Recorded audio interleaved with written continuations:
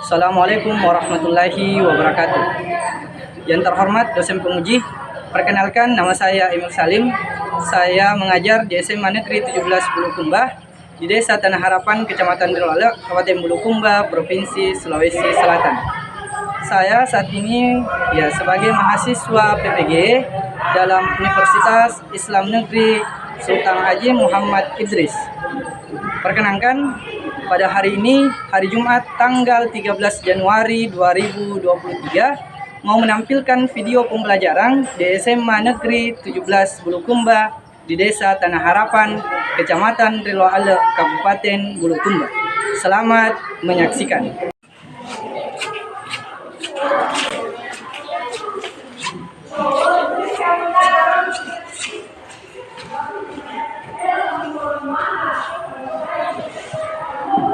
Assalamualaikum warahmatullahi wabarakatuh. Waalaikumsalam warahmatullahi wabarakatuh.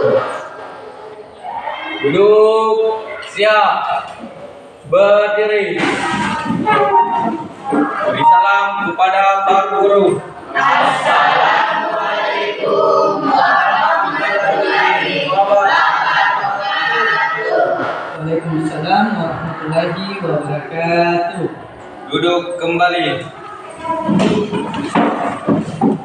Marilah bersama-sama kita membaca doa sebelum belajar.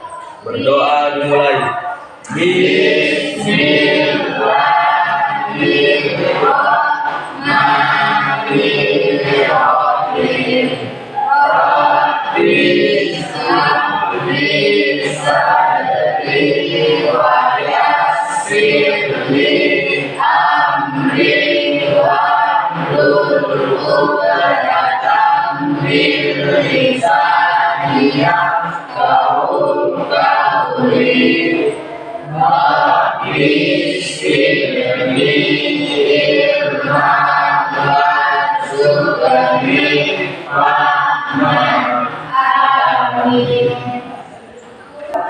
Oke, jadi alhamdulillah hari ini baru kalimat doa. Mudah-mudahan apa kalian bacakan hari ini doanya bisa dijawab oleh Allah Subhanahu wa taala dan dimudahkan sebentar dalam proses belajar mengajar, mudah untuk menangkap materi ya. Jadi sebelum kita lanjut lebih jauh, seperti biasa kita literasi dulu, yaitu mengaji 15 menit.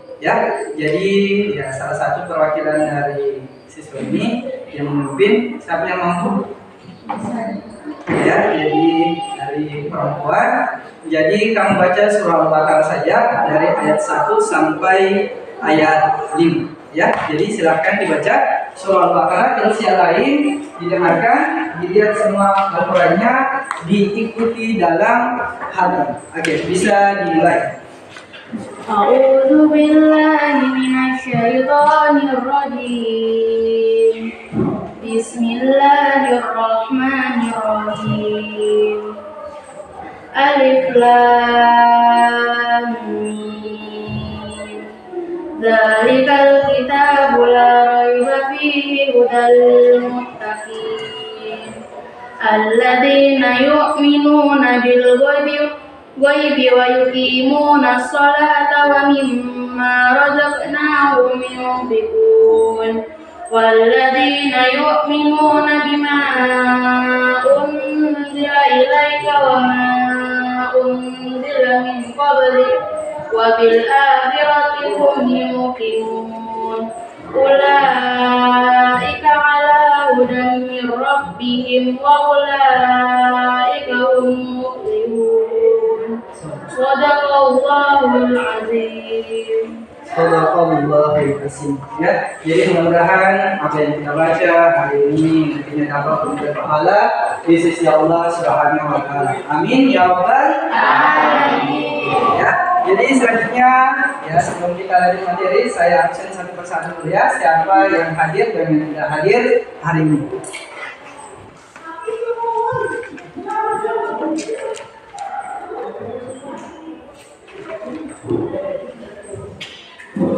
Aidil Syahputra. Alfa.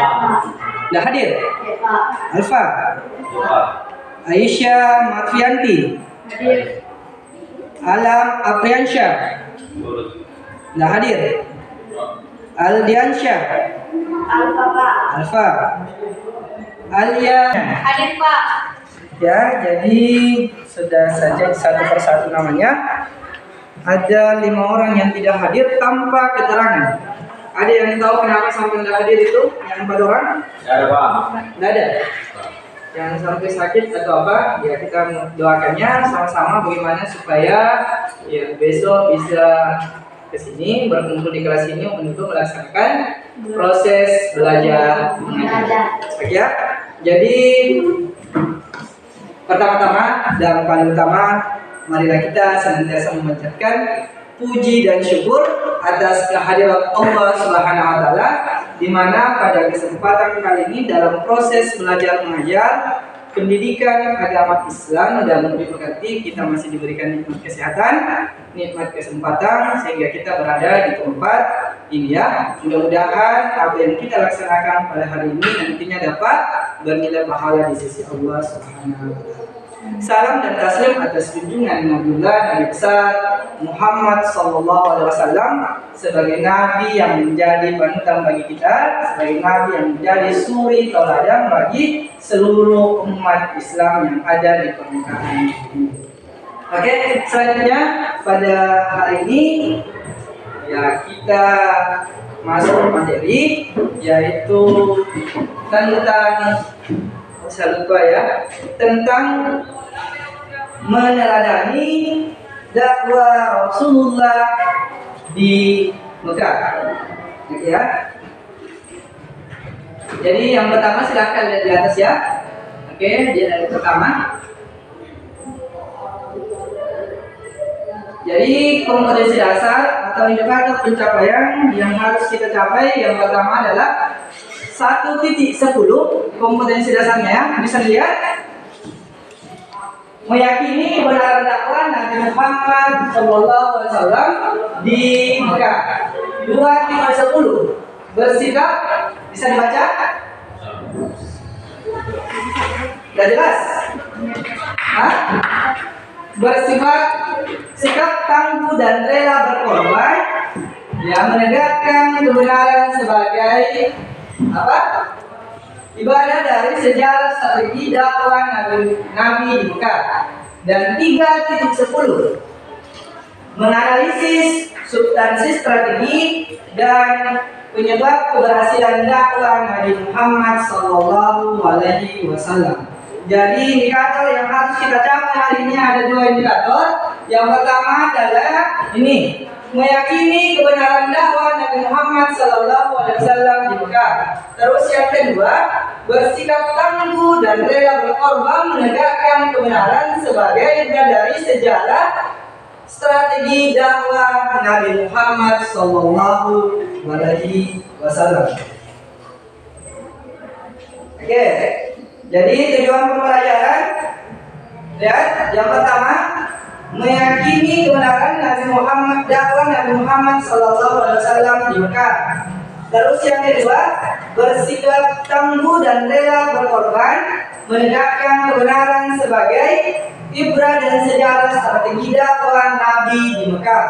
Dan yang keempat, yang ketiga, menganalisis substansi strategi dan penyebab keberhasilan dakwah Nabi Muhammad di Mekah. Dan yang terakhir adalah menyajikan keterkaitan antara substansi dan strategi dengan keberhasilan dakwah Nabi Muhammad sallallahu alaihi wasallam. Jadi ada 4 tujuan pembelajaran hari ini ya, sudah saya bacakan dan sudah dilihat di atas.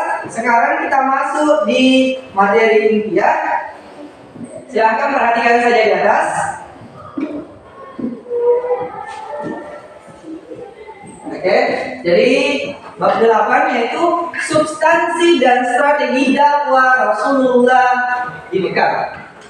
Ada yang pernah dengar Rasulullah? Siapa itu Rasulullah? Dan kenapa ada dakwah Rasulullah sallallahu alaihi wasallam di Mekah? Siapa itu Rasulullah? Siapa? Nabi.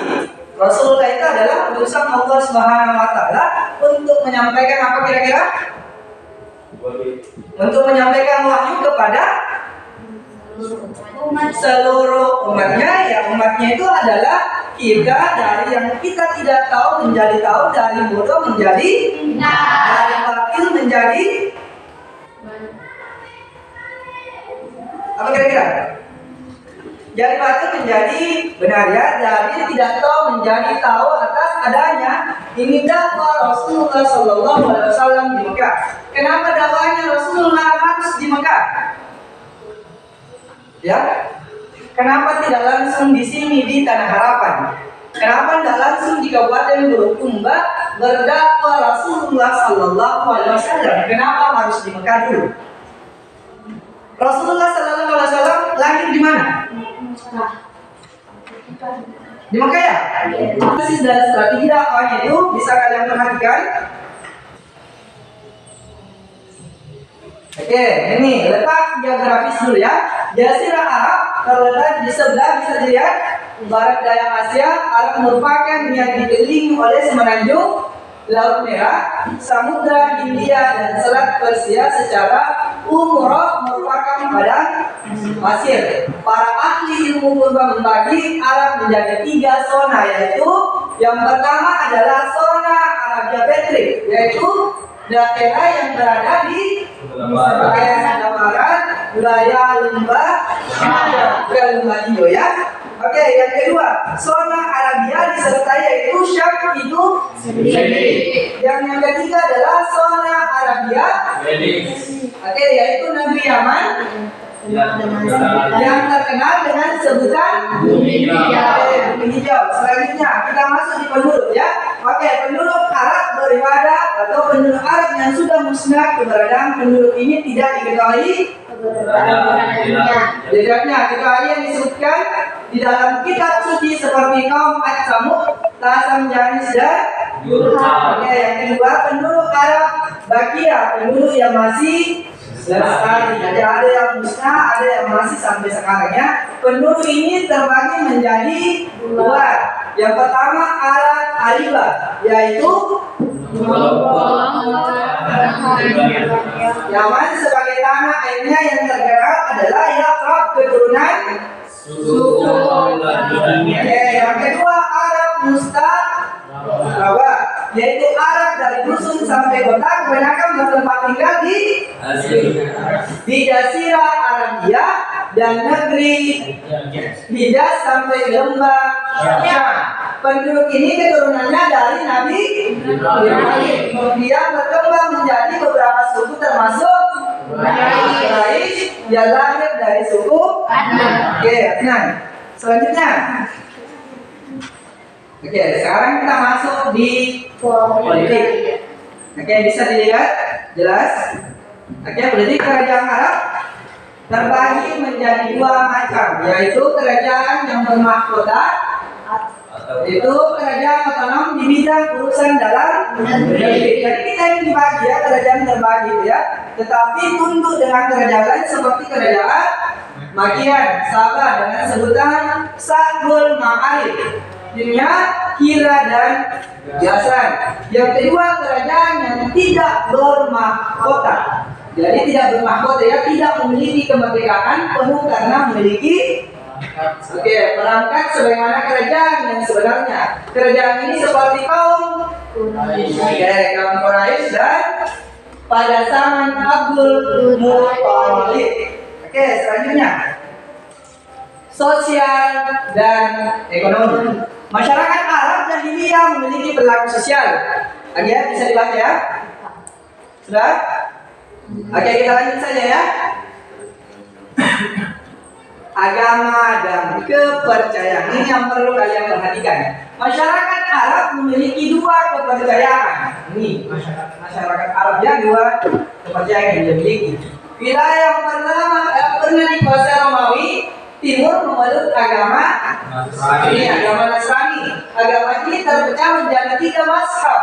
Mazhab Yaqibah, Mesir dan Al-Aqsa. Nasatira, Mesir, Irak dan Persia. Mulkanifah, Afrika Utara, Syria dan Terus yang kedua, wilayah yang dikuasai Persia. Pada awalnya menganut agama animisme dan dinamisme. Agama tersebut menyembah ruh dan ya semua yang sudah meninggal dan benda-benda alam seperti langit, cahaya, api, udara, berhala dan lain-lain. Jadi anehnya ini dia menyembah yang sudah mati, menyembah benda-benda. Padahal ini benda mati yang tidak bisa bergerak. Kenapa harus dia sembah? Jadi ada dua masyarakat Arab yang menjadi kepercayaannya pada saat itu. Oke, selanjutnya, ini yang perlu kalian perhatikan. Jadi substansi dakwah Rasulullah SAW di Mekah, bagian aneh ini memperbaiki akhlak masyarakat Mekah. Karena akhlak masyarakat Mekah pada saat itu banyak merendahkan derajat wanita. Dua, suka bermusuhan. Yang ketiga, suka melakukan sumpah palsu. Dia sangat luar biasa. Dia mengandung 9 bulan. Dia membawa anak dalam rahimnya selama 9 bulan. 9 bulan itu rendah. Ya, maksudnya itu tidak tidak dekat, dia tidak cepat. Itu lama sekali 9 bulan. Ya, pada saat masuk untuk persalinan antara nyawanya lagi yang dia pertaruhkan antara hidup dan mati. Kalau bukan dia mati, anaknya mati. Tapi mudah-mudahan ya hidup semua, hidup mamanya, hidup juga anaknya. Ya, jadi itu luar biasanya perempuan. Lahir lagi anaknya luar biasa lagi untuk dipelihara anaknya, kasihan. Dia tidak pikir pandang lagi mau tidur jam berapa, kalau bangun anaknya pasti terbangun. Baru kalau orang tua, khususnya lagi wanita, dia tidak mau melihat anaknya itu sakit atau menderita, apalagi kalau dia langsung ada yang pukul anaknya. Jadi laki-laki jangan pernah mau merendahkan derajat wanita. Bagaimana supaya kita bisa menghormati yang namanya perempuan, karena kita terlahir dari rahim perempuan, bukan dari rahim laki-laki. Atau ada laki-laki di sini yang melahirkan wanita? Enggak ya? Oke. Selanjutnya, ini substansi dakwahnya Rasulullah adalah suka bermusuhan. Siapa yang selalu suka bermusuhan di sini? Yang suka baku bombe-bombe. Biasanya yang suka baku bombe-bombe itu adalah perempuan. Kalau laki-laki kayaknya nggak ada yang suka bombe-bombe ya. Ya, perempuannya biasanya gampang tersinggung kalau perempuan. Ya, jadi hindari bagaimana supaya tidak terjadi perselisihannya sehingga terjadi permusuhan. Bagaimana supaya kita silaturahmi kita terjadi dengan bagus, sangat. Oke, yang ketiga adalah suka mabuk-mabukan. Kalau perempuan kayaknya tidak ada yang suka mabuk-mabuk. Ya. Ya, tapi paling banyak ya, pada umumnya yang suka mabuk itu adalah laki-laki. Pada umumnya laki-laki yang suka mabuk-mabukan. Biasanya kalau perempuan itu kalau biasa ada masalahnya, barulah mungkin kalau dia tidak dekat kepada Allah Subhanahu wa Ta'ala. Jadi terkadang banyak orang, kenapa kamu sampai mabuk-mabukan? Karena saya banyak masalahku. Sudah banyak seperti ini mabuk-mabuk, maka baru hilang itu masalahku kurasa.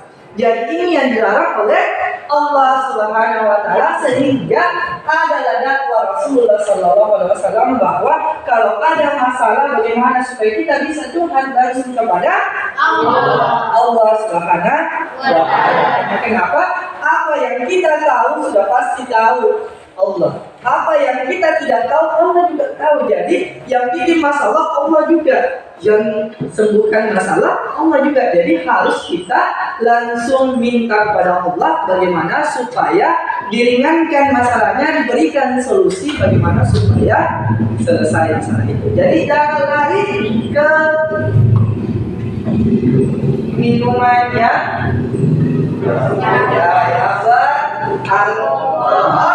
sampai terkhusus bagi laki-laki. Oke, yang terakhir adalah suka melakukan sumpah palsu. ada di sini yang biasa melakukan sumpah. Sumpah atas nama ini saya tidak melakukan seperti itu. Sumpah atas nama orang tua saya. Sumpah atas Allah. Sumpah atas diri, banyak seperti itu biasanya. Baru ternyata palsu sumpahnya karena ya dia sudah betul-betul sudah jelas dia melakukan hal yang seperti masih mengelak sampai melakukan yang namanya sumpah supaya bisa dipercaya, padahal itu nggak boleh ya. Jadi jangan sekali-kali sumpah mengatasnamakan yang namanya saya bersumpah demi, ya tidak boleh atas nama Allah Subhanahu wa Ta'ala. Jadi kalau memang salah, jujur bagaimana supaya ya jujur bahwa saya memang salah karena seperti ini dan seterusnya. Tapi janji saya tidak akan seperti itu lagi. Misal ada yang ambil temannya di sini, tidak ada yang ambil uang di sini, ada sembunyi-sembunyi temannya. Janji. Ada tapi kan biasanya kan kalau teman kelas. Nah, biasanya kan kalau kita teman kelas seperti ini kan kita kayak saudara saja. Biasa laki-laki atau orang tuanya sekedar iseng-iseng saja atau main-main, ambil uangnya temannya, nanti sudah dibelanja baru bilang saya ambil tadi uang tapi itu Rp1.000 atau Rp2.000. Nanti sudah dimakan baru ditanya yang punya itu tidak boleh, haram ya, karena harus kalau misal ada yang kita mau ambil terus itu untuk dimakan harus betul-betul ikhlas daripada yang mau memberi ya. Jadi jangan asal-asalan saja aku ambil beli sebentar karena pasti terima kasih jaga, itu tidak boleh ya.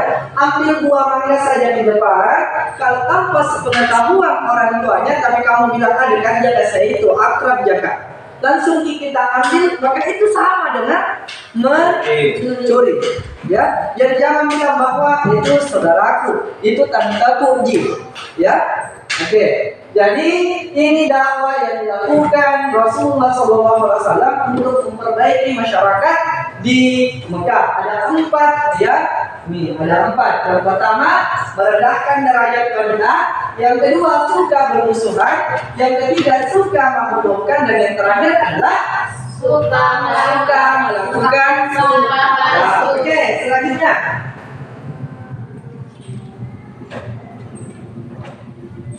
Nah, ini substansi dakwah Rasulullah SAW di Mekah. Jadi yang dia mau memperbaiki dan meluruskan adalah tauhidnya di masyarakat di Mekah. Yang pertama adalah Islam mengajarkan menyembah hanya satu Tuhan, Allah Subhanahu wa Ta'ala. Sedangkan tadi kalian sudah lihat banyak yang menyembah di sana ya benda, berhala, cahaya dan seterusnya api. Nah, inilah yang harus diperbaiki Rasulullah SAW di Mekah. Terus yang kedua, Islam mengajarkan kewajiban manusia untuk hanya beribadah kepada Allah Subhanahu wa Ta'ala, bukan kepada matahari, bukan kepada meja dan seterusnya.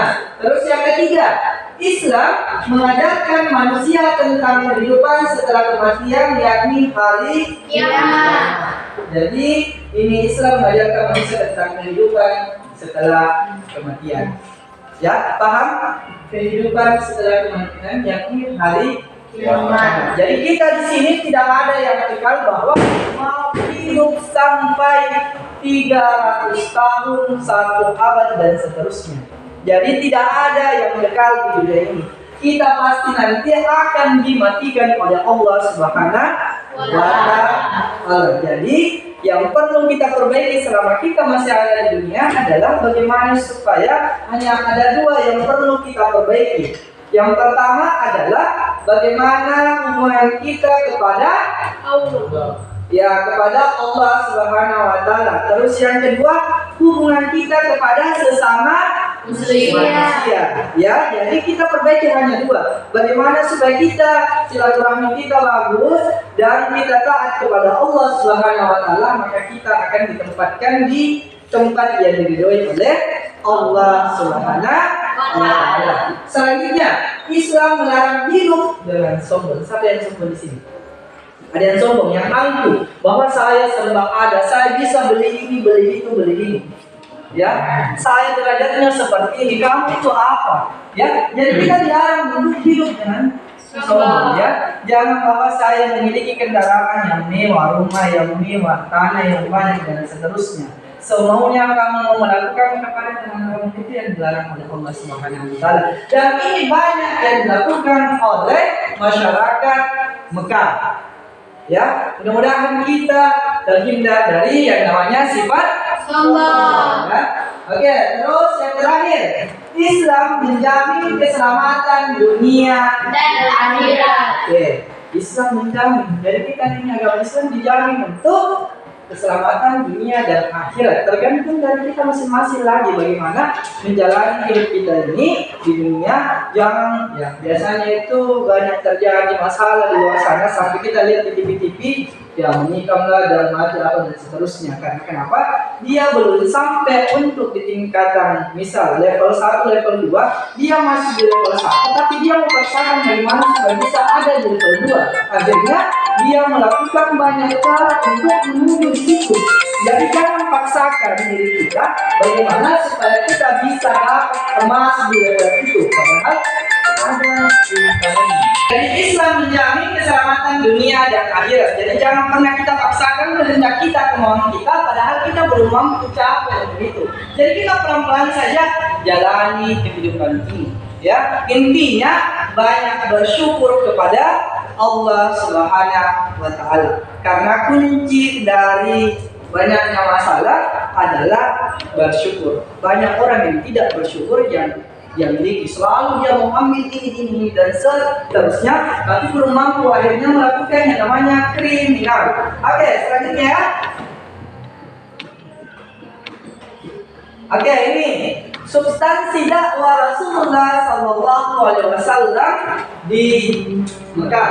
Bagian C yaitu menyampaikan bersama hak dan derajat manusia. Bisa dibaca? Silahkan dibaca satu orang dulu. Islam. Sebentar suaranya. Islam sebagai apa? Agama yang diridai oleh Allah, menentang bahwa setiap manusia memiliki baik dan Hak dan derajat yang sama sebagai hamba Allah. Yang membedakan antara hamba Allah hanya satu dengan yang lain adalah nilai ketakwaan kepada Allah Subhanahu wa taala.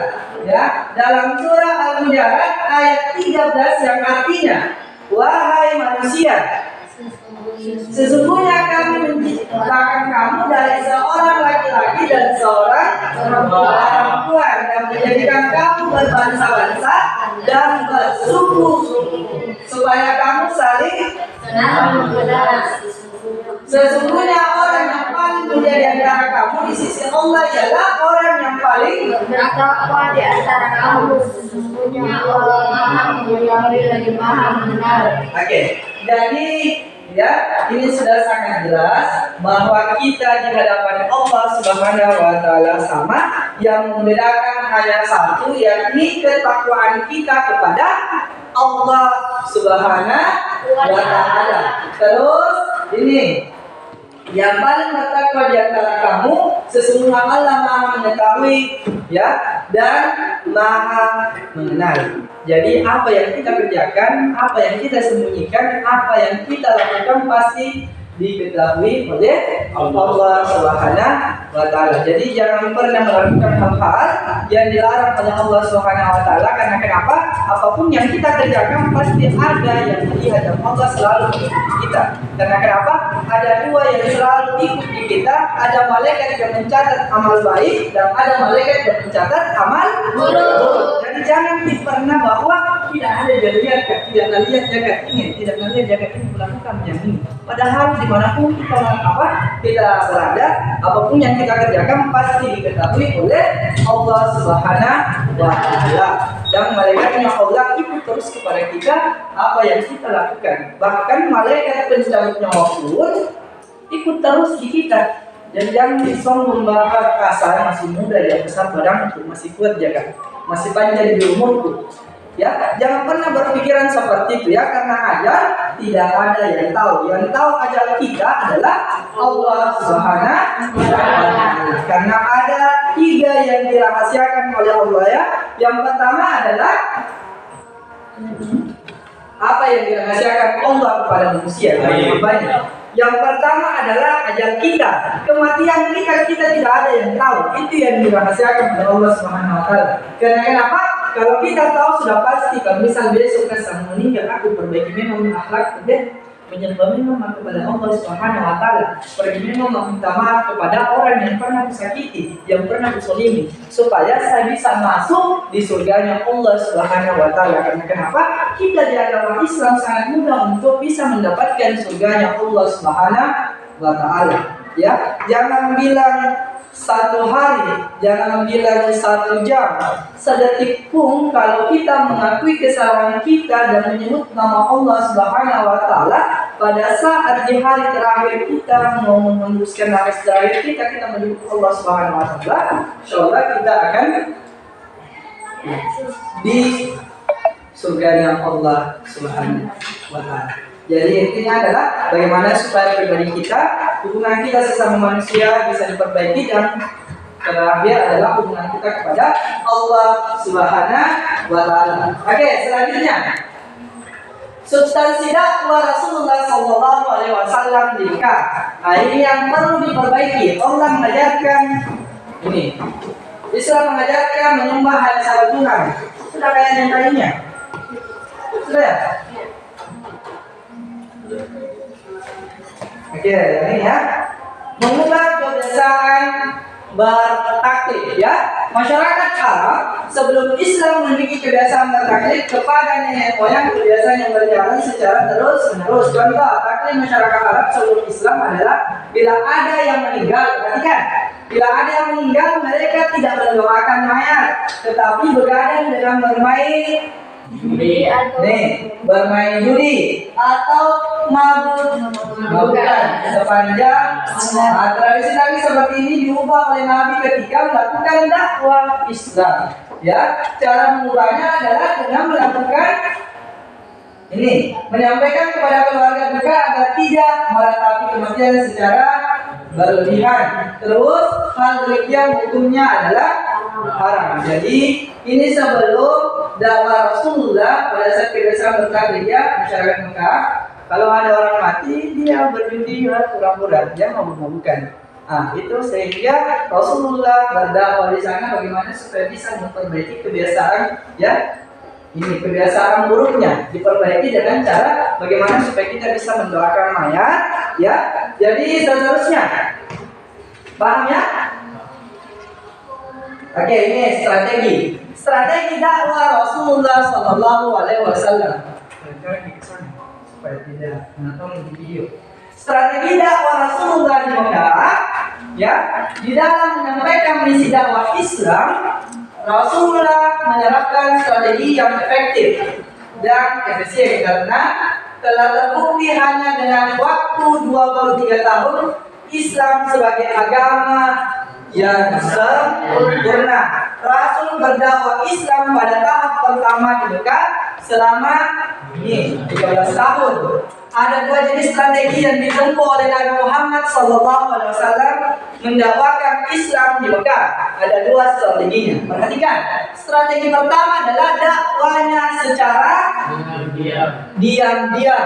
Yang kedua, dakwanya secara terang-terangan. Jadi strategi dakwah yang dilakukan sehingga berhasil seperti ini caranya Rasulullah Sallallahu Alaihi Wasallam. Sampailah kita bisa membedakan mana yang baik dan mana yang buruk, mana yang diperintahkan oleh Allah Subhanahu Wa Taala dan mana yang dilarang oleh Allah Subhanahu Wa Taala.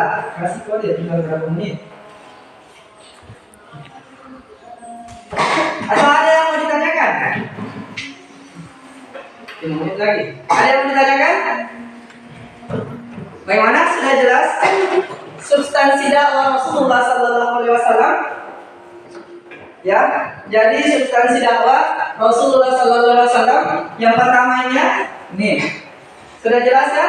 Yang pertama, ini memperbaiki akhlak masyarakat di Mekah, merendahkan derajat wanita ini yang ada 4 orang. Ini sudah paham semua ya? Oke, yang kedua memperbaiki dan meluruskan tauhid, ya. ini ya sudah sangat jelas juga. Terus menyampaikan persamaan hak dan derajat manusia. Ini sudah paham? Oke, ini yang terakhir adalah mengubah kebiasaan yang paling buruk yang dilakukan oleh masyarakat Mekah akhirnya bisa diubah oleh Allah Subhanahu wa taala setelah melakukan dakwah di sana ya, secara diam-diam, secara terang-terangan cara melakukan dakwah. Oke ya. Oke, ini tujuan dakwah. Tujuan dakwah yang dilakukan Rasulullah SAW agar manusia masuk Islam dan berperilaku sesuai ajaran Islam dalam kehidupan sehari-hari, ya, secara sempurna. Jika berdakwah di masa sekarang lebih diarahkan membebaskan diri dari kebodohan, kemiskinan, dan keterbelakangan. Karena sebelum dakwah Rasulullah banyak yang masih bodoh, banyak yang miskin karena belum tahu membedakan yang mana bagus, yang mana jelek, yang mana betul, yang mana salah. Ya, sehingga setelah masuk inilah tujuannya, sehingga setelah ada dakwah Rasulullah, ya masyarakat di Mekah sudah yang miskin bagus, yang bodoh pintar, yang keterbelakangan itu bisa juga mengikuti hidup orang-orang yang sudah di depannya ya. Oke, selanjutnya.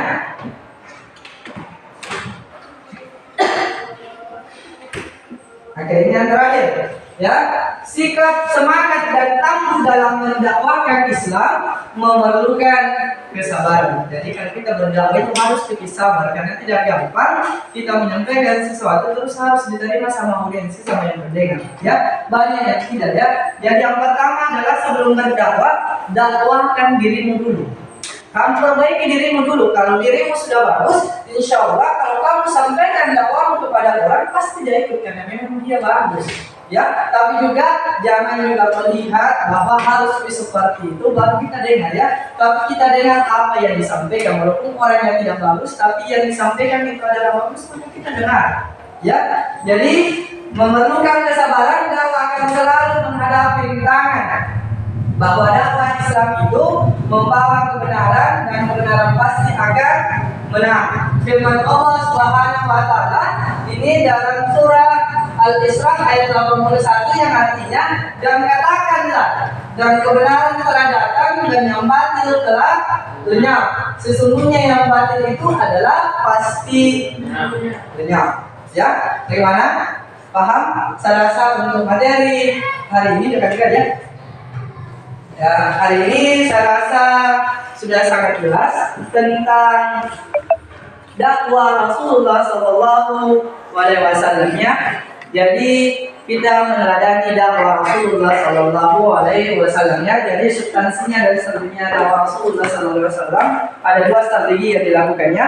Yang pertama adalah strateginya yaitu berdakwah secara diam-diam. Terus yang kedua adalah berdakwah secara terang-terangan dengan mengetahui semua sikap-sikap atau akhlak yang terjadi di Mekah, bagaimana supaya dia pelan-pelan masuk untuk memberikan sedikit demi sedikit arahan bagaimana supaya dia bisa masuk Islam dan taat kepada Allah Subhanahu wa taala. Ya, bagaimana? Sudah sangat jelas? Sudah. Jelas ya? Saya kira hari ini, pertemuan kali ini sudah sangat jelas tentang substansi dan strategi dakwah Rasulullah SAW di Mekah ya. Mudah-mudahan minggu depan ya kita masih diberi umur yang panjang, kita diberi ya kesehatan yang panjang ya, yang banyak. Bagaimana supaya kita bisa diskusikan ya secara bersama-sama ya. Jadi saya bagi kelompok ya. Jadi untuk minggu depan insya Allah kita bagi menjadi 4 kelompok. Kelompok 1, kelompok 2, kelompok 3, dan kelompok 4. Sebentar saya sampaikan apa materinya yang perlu kita diskusikan minggu depan supaya lebih paham lagi tentang dakwah Rasulullah SAW di Mekah. Ya, sekian mungkin dari saya. Lebih dan kurangnya mohon dimaafkan. Saya akhiri dengan ucapan wallahu muwaffiq ila aqwamit thariq. Wassalamualaikum warahmatullahi wabarakatuh. Waalaikumsalam warahmatullahi wabarakatuh.